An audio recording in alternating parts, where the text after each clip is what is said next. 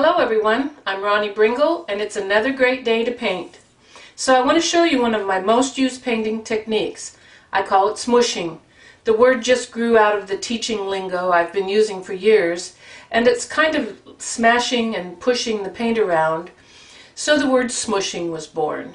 The real word for the method is actually scumbling, and the oil painters will be familiar with the term. Smooshing is the foundation for most of my painting, used to base coat or value base coat the elements of the design, such as the tea kettle, the books, the eagle, the fruit. In this design, much of it is started out with smooshing, and of course the crocks and the cup. In my instruction packets, you'll see in the instruction to use the round Bringle blender to blend a color plus a color plus a color. What that means is what I want to talk to you about today. A pear is a simple element to use for this demonstration. I can simply base coat the pear if I want to work more color over it, such as floating or dry brushing. So I'll start with a one color base coat. If I'm base coating anything, it's usually very loose with just one coat, because I like to let the color from the background work for me for some of the lights and darks. So just one coat, and the smooshing makes it easier because you don't have to add water to the paint to thin it. I'll use one of the round Bringle blenders. I'll wash or dampen it in the water, then blot it very well. When you feel the brush in your fingers, it should feel just slightly damp and cool, but it should not make your fingers wet.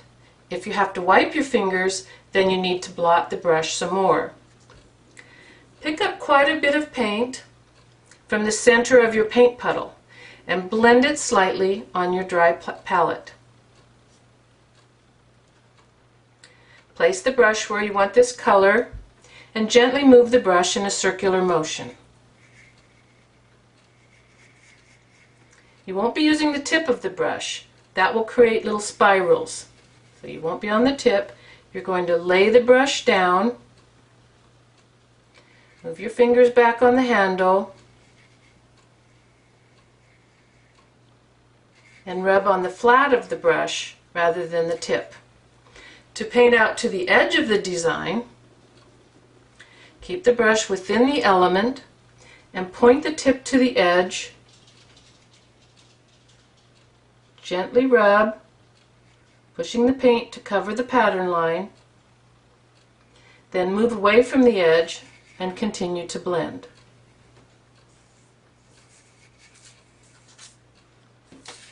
I always have drops of water spritzed on my palette, and if I need to add more water to the brush, I can just touch one of these little drops instead of dipping my brush into the brush basin.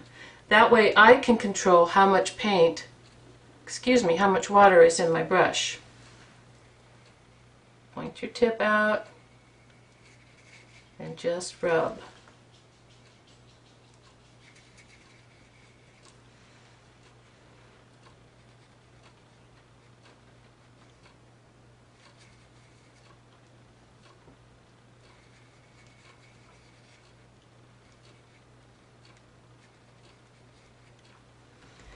Once the pear is base coated, you can let it dry, then use some of the other techniques to finish it. I don't do much of this kind of base coating, but it is how the blended smooshing got started. So let's do another pear. I can base coat a pear so that it has more than one value by using the same smooshing techniques. I'll dampen the brush again and blot it. The same thing, it won't make my fingers wet if I touch the bristles. I'll lift the paint from the center of my paint puddle, blot it on my palette, and place the brush where I want that particular color to be the most intense.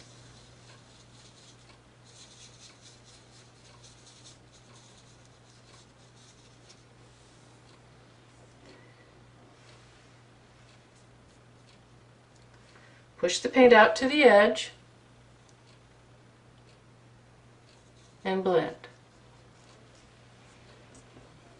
Blot the brush and pick up a second color We'll go with a darker yellow this time.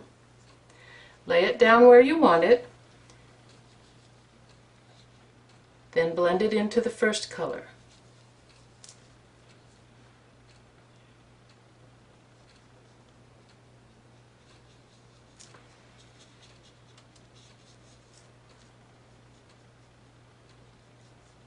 Now remember, this is not the finished look. This is nothing more than a base coat.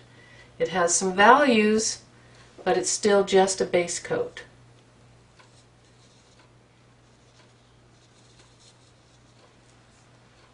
Work on one small area at a time and use a little more paint than what you would normally use.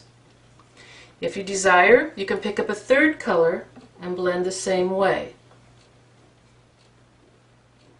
In this case, we'll go with a little bit darker color for the shading. I'll place this right where I want it.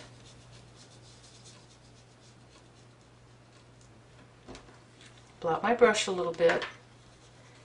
Then lay my brush down and blend those two colors together.